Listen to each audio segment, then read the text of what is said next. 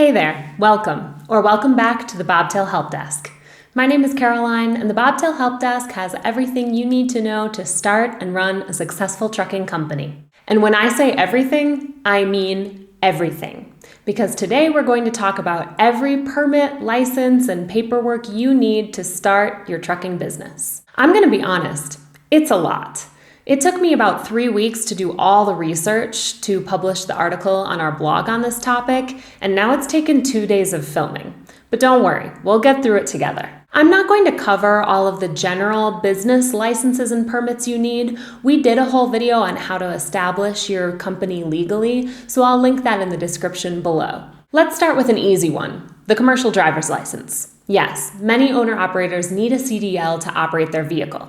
But not all. Vehicles or combinations that weigh less than 26,000 pounds generally don't need a CDL to operate. So that means some box trucks, hotshot rigs, and cargo vans can be operated with a regular driver's license. Getting a CDL includes getting training, passing written exams, and also passing a pre-trip inspection and road test. It can cost anywhere between $2,000 and $8,000 depending on where you live and how you get trained. There are lots of ways to pay for CDL training through scholarships or sponsored programs from big carriers. We did a whole video on the subject, so you can go check that out. I'll link it below in the description as well. Next is your US DOT number. All companies operating commercial vehicles in interstate commerce need a US DOT number, and that's the number that identifies you with the US Department of Transportation, and it's where they associate all of your information in regards to safety, inspections, and investigations. If you're planning to operate only within your state, you may still need a US DOT number, as many state governments do require that you have one. When you register to get your US DOT number as a new applicant, you have to use the FMCSA's Unified Registration System. This is a pretty simple system to use, although it's not always the most user-friendly, so you want to make sure you take the time to do it right. When you register to get your US DOT number, you can actually get your MC number or operating authority at the same time, which brings us to our next subject, your MC number. Your MC number or operating authority determines the type of operation that your business can conduct and what kind of cargo you can haul in interstate commerce. Like I said before, you can actually apply for your US DOT and MC numbers at the same time using the FMCSA's Unified Registration System. To get your operating authority, it does cost a one-time fee of $300. So again, please reserve time so that you know you're doing the process correctly. When you sign up on the Unified Registration System, you'll get your US DOT number immediately, but it will take a couple of days for your MC number to be registered with the FMCSA. The Unified Carrier Registration is a different federal program. I know it sounds a lot like Unified Registration System. I got confused too. It's not. It's a different federal program that collects fees that go toward supporting US DOT compliance and safety programs. All carriers involved in interstate travel have to sign up with the Unified Carrier Registration by December 31st of each year. The fee for 0 to 2 vehicles is $59. To register, you'll go to ucr.gov, enter in your US DOT number, pay the fee based on the number of trucks you have, and then you'll be able to print off your UCR registration and keep it in every vehicle you have. Next, if you are doing interstate travel, you're going to need to designate a process agent through a BOC3 filing. This allows processing agents in every state where you operate to receive legal documents on your behalf. To do this, go to the FMCSA's list of approved processing agents, shop around a bit, and choose one. Then you'll contact them and they'll guide you through the whole process of doing your BOC3 filing. You're going to need your MC number in order to do this BOC3 filing, and it's one of the tasks that you need to complete to activate your operating authority. Another form you need to submit is called Form MCS 150.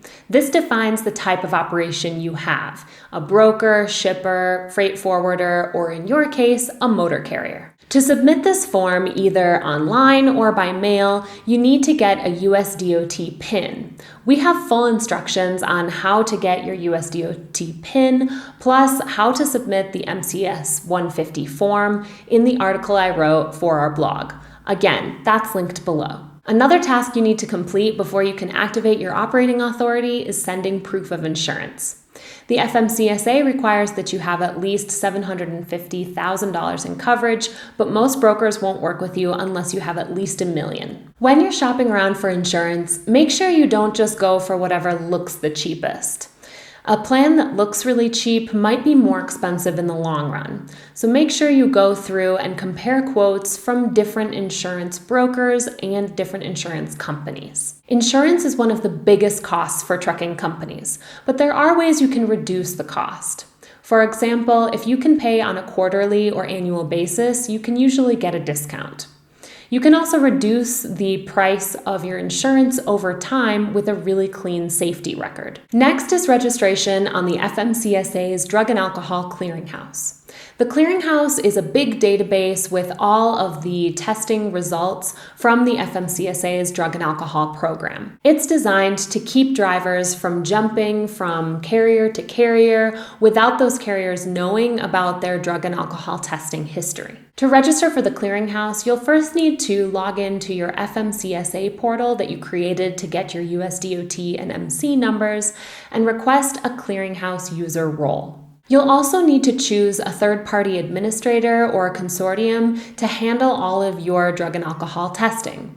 Then when you sign up for the FMCSA's Clearinghouse, you can designate them within your account. Then once you have a Clearinghouse role requested and a third-party administrator or consortium chosen, now you can go to the Clearinghouse, register, and use all of the prompts to create your account.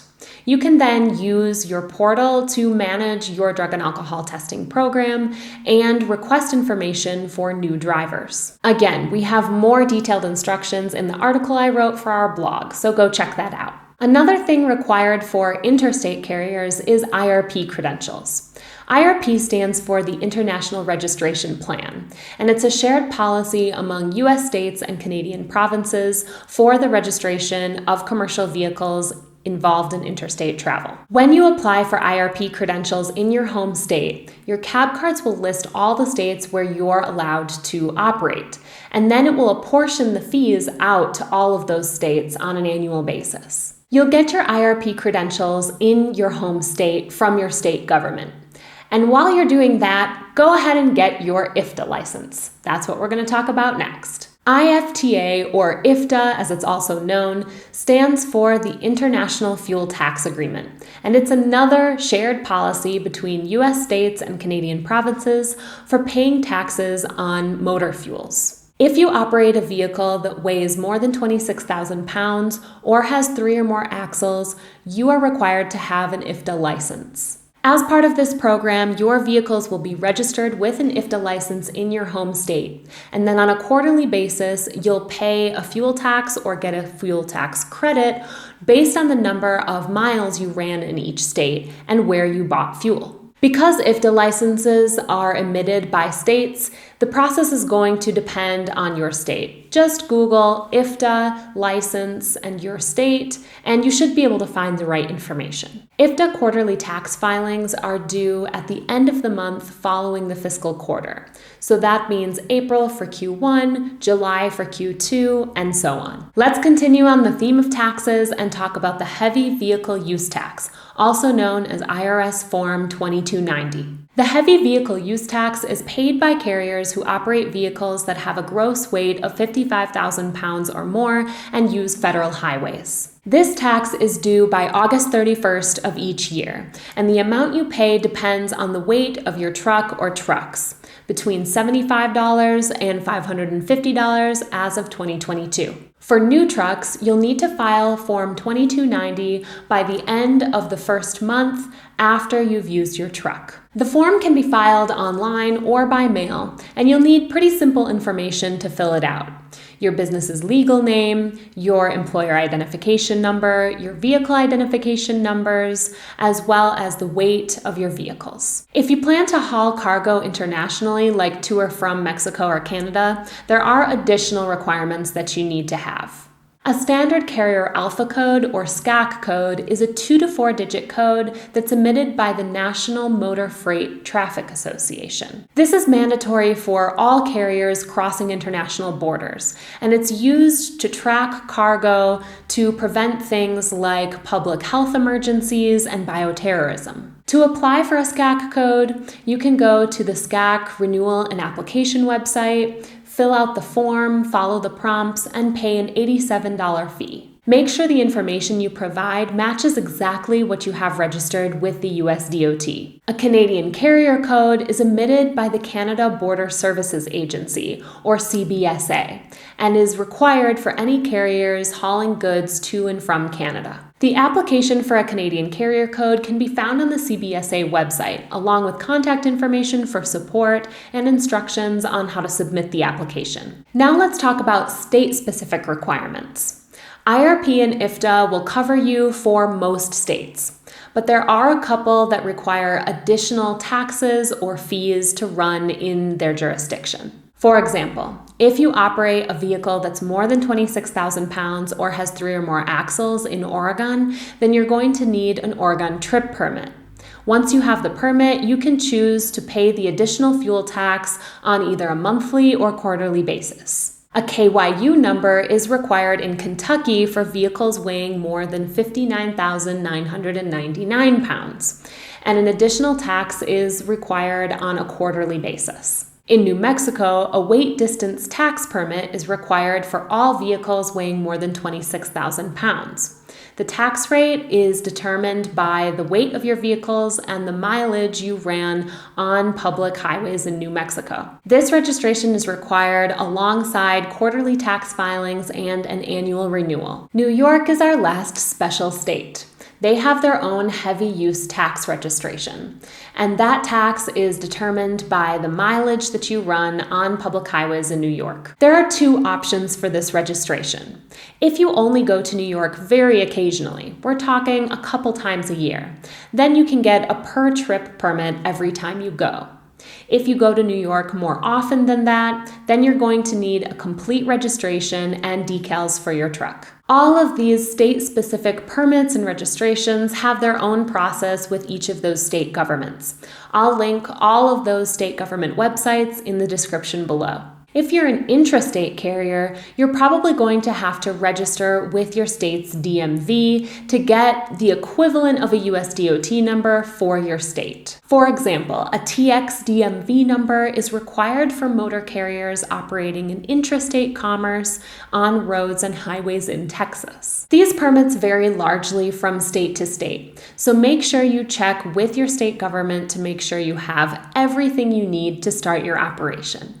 Now we're going to talk about some specialized permits that you may or may not need depending on what kind of vehicles you're operating and the type of cargo you haul. The first is oversize or overweight permits.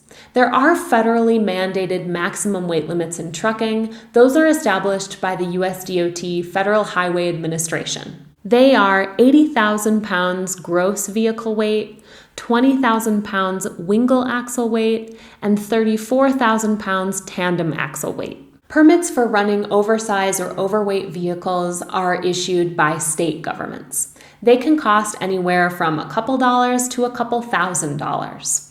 But not having a license for this kind of vehicle can be much more costly or even put you out of business. Lastly, let's talk about hazardous material, or hazmat.